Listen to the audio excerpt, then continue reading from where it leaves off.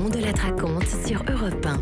Il est là avec sa tête de mule R, Benjamin Muller. Bonsoir Christophe. Bonsoir, vous avez écouté la radio, regardé la télé et vous nous faites votre compte-rendu quotidien. Oh là là là là. Sur chaque radio, chaque télé, aujourd'hui on a évidemment beaucoup commenté la petite phrase, ou plutôt le bordel. Le petit mot d'Emmanuel Macron qui fait débat. Bordel. Mais non, Quand on rentre par la... rien à voir, ça c'est Booba. Non, je parlais de la phrase de Macron, s'il te plaît. Il y en a certains, au lieu de le bordel, il ferait mieux d'aller regarder.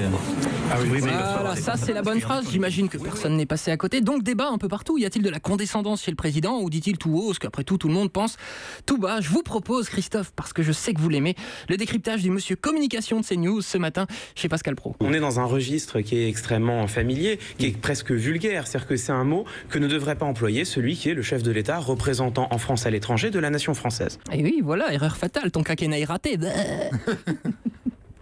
À ce titre, ça fait écho à un précédent, c'est le précédent de Nicolas Sarkozy, qui disait « casse-toi, pauvre con » à un citoyen. Voilà, bordel is the new casse-toi pauvre con. Alors forcément, les ministres étaient de sortie aujourd'hui pour déminer le terrain, notamment le porte-parole du gouvernement, Christophe Castaner, qui était sur Radio Classique ce matin. J'adore sa ligne de défense. Tu sais, je crois qu'on peut être cultivé, parler comme les Français. Oui, on peut être cultivé, parler comme les Français. Sous-entendu, on peut être cultivé, parler comme ces gros demeurés de Français. Bonne défense, mon Christophe, bonne défense.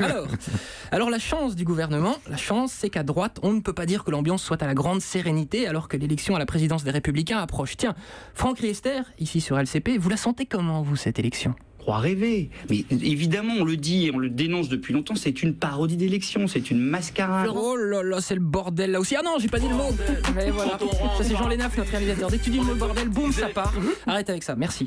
Dernière poésie du jour, Hugo Bernalicis sur RTL, c'est un député France Insoumise, il parle du ministre Gérard Darmanin. Puis accompagné de son ministre Darmanin, que moi je qualifierais de bourrin, clairement. De bourrin ? Oui, de bourrin. C'est Bourrin, ça veut dire quoi ? Bourrin, c'est... Bah bourrin, c'est un bourrin qu'on comprend. Bourrin, c'est sur une RTL, bourrique, ils comprennent pas bourrin quoi. Bah non, c'est parce que c'est une bourrique, c'est plutôt du sud. C'est ça. C'est une radio du nord. Si on prenait maintenant des nouvelles de Kim Jong-un. Maintenant, oui. Alors ça, je dois dire, c'est du gros son qui tâche que vous allez entendre. Le compte Twitter de l'émission Envoyé Spécial a fait un petit teasing, comme on dit dans notre petit jargon à nous. Teasing de l'émission de ce soir, ils ont rencontré l'ex-basketteur Dennis Rodman, immense star aux États-Unis, joué avec Michael Jordan, etc. Aujourd'hui, ami du dictateur nord-coréen. Entretien lunaire où Rodman explique pourquoi il ne voit pas le problème d'être le poteau de Kim Jong-un. Mais je m'en tape de qui tu es. Tant que t'es sympa, moi je suis sympa. Que tu sois dictateur, dirigeant, président ou autre chose, je m'en fous. Si t'es cool et qu'on peut boire de la vodka, c'est bon. Ouh, on doit bien rigoler dans les soirées vodka. Mais alors, monsieur Rodman, dites-nous, parce que nous, ça nous intéresse. Quand vous voyez, vous faites quoi de beau tous les deux ? Bah, on fait du jet ski, du golf, on monte à cheval. Et surtout, on fait du karaoké. Chacun notre tour. Tiens, je connais cette chanson. Ouais, ok. Et ben voilà, ils vivent comme vous et moi en fait, Christophe. Où est le problème après tout ? Bon, je voudrais pas réduire son pouvoir dans son pays. Hein. Il dirige son pays à sa façon. Mais ça l'empêche pas de faire les mêmes conneries que tout le monde. Voilà, les conneries de Kim Jong-un, teasing à l'échange, je dois dire. Et toujours dans la rubrique des teasings, complément d'enquête, l'émission de Thomas Soto a aussi mis en ligne dans l'après-midi un extrait de l'émission de ce soir-là. Il sera question du racisme en France.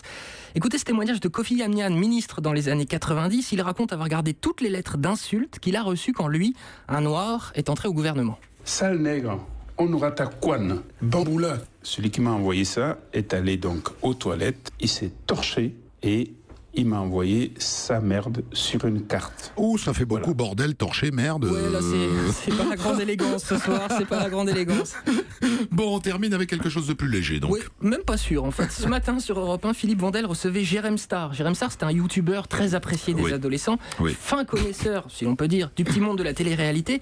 Il dénonce de la prostitution en marge de ses émissions, prostitution plus ou moins organisée, selon lui, par des patrons de chaînes de télé. Quand je dis que je pourrais envoyer la moitié de la production audiovisuelle en tôle, c'est justement sur ce sujet de la prostitution, puisqu'on a aujourd'hui des dirigeants de chaînes et des producteurs qui fournissent des candidates de télé-réalité à des vieux cochons. Alors, des accusations graves, Vandel le cuisine, mais alors vous appelez la police, qu'est-ce que c'est que cette histoire? Comment ça se passe? Réponse. On a des messieurs qui regardent des programmes, qui repèrent une candidate qu'ils trouvent, ma foi, sexy, et qui après, de par leur contact, appellent ces chaînes et demandent clairement, voilà, cette jeune fille me plaît, est-ce que tu peux me mettre en contact? Et je l'ai vécu, je l'ai vu. Voilà, bien dégueu, si tout cela est vrai, à nous dégoûter, Christophe, de regarder la télé-réalité. Vous êtes d'accord? On est d'accord. Merci à vous, Benjamin Muller, pour ces fourberies.